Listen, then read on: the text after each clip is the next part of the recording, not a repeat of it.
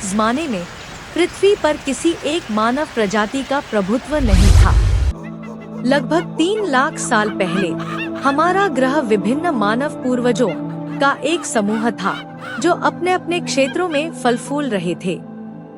Europe के ठंडे जंगलों में निएंडरथल विचरण करते थे, एशिया के पहाड़ों में डेनिसोवन और निश्चित रूप से होमो सेपियंस जो सबसे पहले अफ्रीका में प्रकट हुए थे। इन प्रजातियों का जीवन कठोर था और उनका अस्तित्व बुद्धिमत्ता, अनुकूलनशीलता और सहयोग पर निर्भर था। निएंडरथल मजबूत और हट्टे-कट्टे थे, जो हिमयुग के यूरोप के लिए अनुकूलित थे। वे बड़े जानवरों का शिकार करते थे और कड़ाके की ठंड में भी जीवित रहते थे। रहस्यमय और मायावी डेनिसोवन एशिया के पहाड़ी इलाकों में बसे हुए थे और अपने पीछे केवल हड्डियों और दांतों के टुकड़े ही छोड़ गए थे। इस बीच अफ्रीका में होमो सेपियंस अलग तरह से विकसित हो रहे थे। वे हल्के, तेज और ज्यादा आविष्कारशील थे। उन्होंने उन्नत औजार बनाए, कला का विकास किया और सबसे महत्वपूर्ण बात, भाषा और सामाजिक नेटवर्क का विकास किया। होमो सेपियंस सिर्फ जीवित ही नहीं रहे, उन्होंने नवाचार भी किए। उन्होंने भाले, धनुष बाण और जाल बनाए, जिससे वे ज्यादा कुशलता से शिकार कर पाए।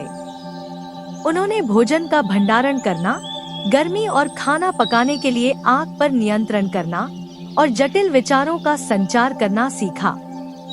इसी बुद्धिमत्ता ने होमो सेपियंस को अफ्रीका से बाहर प्रवास करने और रास्ते में अन्य मानव प्रजातियों से मिलने में सक्षम बनाया।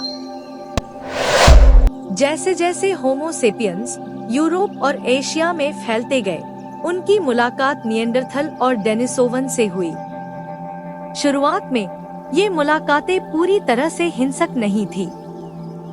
आनुवंशिक प्रमाण बताते हैं कि होमो सेपियंस ने इन प्रजातियों के साथ अंतरजातीय प्रजनन किया था। कुछ आधुनिक मनुष्यों में आज भी निएंडरथल और डेनिसोवन डीएनए मौजूद है। हालांकि संसाधनों के लिए प्रतिस्पर्धा, जलवायु दबाव और संभवतः संघर्षों ने धीरे धीरे संतुलन बिगाड़ दिया। निएंडरथल अपनी ताकत और ठंड के प्रति अनुकूलन के बावजूद संख्या में कम थे और सामाजिक रूप से कम जुड़े हुए थे।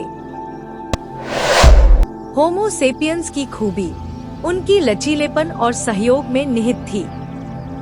वे रेगिस्तान से लेकर बर्फीले टुंड्रा तक विविध वातावरणों में ढल सकते थे। उनकी सामाजिक संरचना ने ज्ञान को पीढ़ियों तक पहुंचाने की अनुमति दी और बड़े समूहों में सहयोग करने की उनकी क्षमता ने उन्हें शिकार और रक्षा में बढ़त दिलाई। निएंडरथल और डेनिसोवन बुद्धिमान होते हुए भी होमो सेपियंस के बढ़ते नेटवर्क और संसाधन रणनीतियों की बराबरी नहीं कर सके। लगभग 40,000 साल पहले निएंडरथल लुप्त होने लगे थे। इसके कारणों में संभवतः जलवायु परिवर्तन, होमो सेपियंस से प्रतिस्पर्धा और प्रवासी मनुष्यों द्वारा लाई गई बीमारियां शामिल थी। डेनिसोवन भी लगभग उसी समय लुप्त हो गए और हमारे डीएनए में केवल उनके अंश ही रह गए। इंडोनेशिया में होमो फ्लोरेसेंसिस, हॉबिट जैसी अन्य छोटी प्रजातियां और भी लंबे समय तक जीवित रहीं, लेकिन अंततः पर्यावरणीय परिवर्तनों और मानवीय विस्तार का सामना नहीं कर सकी। होमो सेपियंस इसलिए जीवित रहे क्योंकि उनमें बुद्धिमत्ता, अनुकूलनशीलता और सामाजिक एकजुटता का मिश्रण था। वे औजारों का आविष्कार कर सकते थे, ज्ञान साझा कर सकते थे, बड़े सहकारी समूह बना सकते थे और अपने पर्यावरण में बदलाव ला सकते थे। धीरे धीरे लेकिन अनिवार्य रूप से वे आखिरी मानव प्रजाति बन गए और पूरे ग्रह पर उनका कब्जा हो गया। आज जीवित हर इंसान उन लचीले होमो सेपियंस का वंशज है जो प्रतिस्पर्धा और खतरे से भरी दुनिया में जीवित बचे रहे। होमो सेपियंस की कहानी हमें सिखाती है कि जीवित रहना सिर्फ ताकत या आकार की बात नहीं है, यह लचीलेपन, सीखने और सहयोग की बात है। हालांकि हमारे रिश्तेदार लुप्त हो गए, लेकिन उनकी विरासत हमारे डीएनए में जिंदा है, जो हमें उस समय की याद दिलाती है जब इंसान धरती पर अकेले नहीं थे।